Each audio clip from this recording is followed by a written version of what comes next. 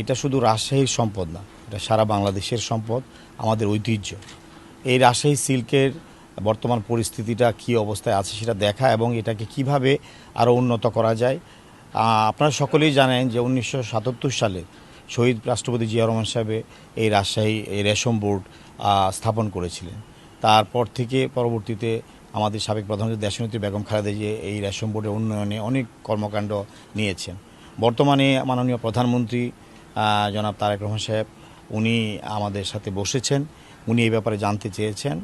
আমাদের মূল উদ্দেশ্য হলো, মাননীয় প্রধানমন্ত্রীর মূল উদ্দেশ্য হলো এই রাজশাহী সিল্ক এটাকে কিভাবে আরও উন্নত করা যায়, আরও আধুনিকায়ন করা যায়।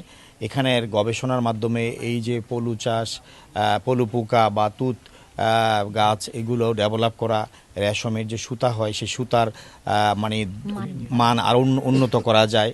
বিশেষ করে সার্বিকভাবে এই রাজশাহী সিল্কের ঐতিহ্যকে আবার আরও কীভাবে বৃদ্ধি করা যায় এবং পুনরুদ্ধার করা যায়, যেটা অনেকটাই পিছিয়ে পড়েছে। এ ব্যাপারে আমাদের যা যা করণীয় দরকার এই ব্যাপারে আমরা সচক্ষে দেখা এবং এই ব্যাপারে কার্যকরী পদক্ষেপ নেওয়ার জন্য আজকে এখানে আসা। এই যে বন্ধ বা এই যে পিছিয়ে পড়া, এটা আমি আগেও বলেছি, এই কারণে আমাদের আসা। আমরা দেখছি এখানে কি করা যায়, কি পদক্ষেপ নেওয়া প্রয়োজন, সার্বিকভাবে দেখে আমরা আমাদের মন্ত্রণালয়ে বসে মাননীয় প্রধানমন্ত্রীর সাথে পরামর্শ করে আমরা কিভাবে এই ফ্যাক্টরিগুলোকে চালু করা যায় সেটা আমরা নিজেরা করি অথবা ইনভেস্টর আনি, বাইরের ইনভেস্টর আনি, সে ব্যাপারেও আমাদের পদক্ষেপ নেওয়ার চিন্তাভাবনা আছে। পাশাপাশি এখানে যারা স্টেক হোল্ডার যারা আছেন, বিশেষ করে সিল্কের যারা বিভিন্ন ইন্ডাস্ট্রি করেছেন, ব্যবসা করছেন, ওনাদের সাথেও আমরা কথা বলবো, ওনাদেরও কী সুবিধা অসুবিধা আছে সেগুলো আমরা জানবো। এবং শুধু তাই নয়, ওনাদের এই প্রোডাক্টটা যাতে বাইরে রফতানি হয় সে ব্যাপারেও আমরা বিদেশে বিভিন্ন দেশে, চায়না, আমাদের জাপান সহ বিভিন্ন দেশে আমরা সোর্সিং করছি। কাস্টমারও আমরা চেষ্টা করছি যে ওনাদের সাথে ট্যাগ করে দেওয়ার জন্য। আমরা সরকার তো আর ব্যবসা করি না, আমরা আমাদের এই যে স্টেক হোল্ডার তাদেরকে কীভাবে সহযোগিতা করা যায় এই ব্যাপারে আমাদেরও চিন্তাভাবনা আছে। আমাদের পরিকল্পনা গ্রহণ করার জন্যই ফিল্ডে আসা।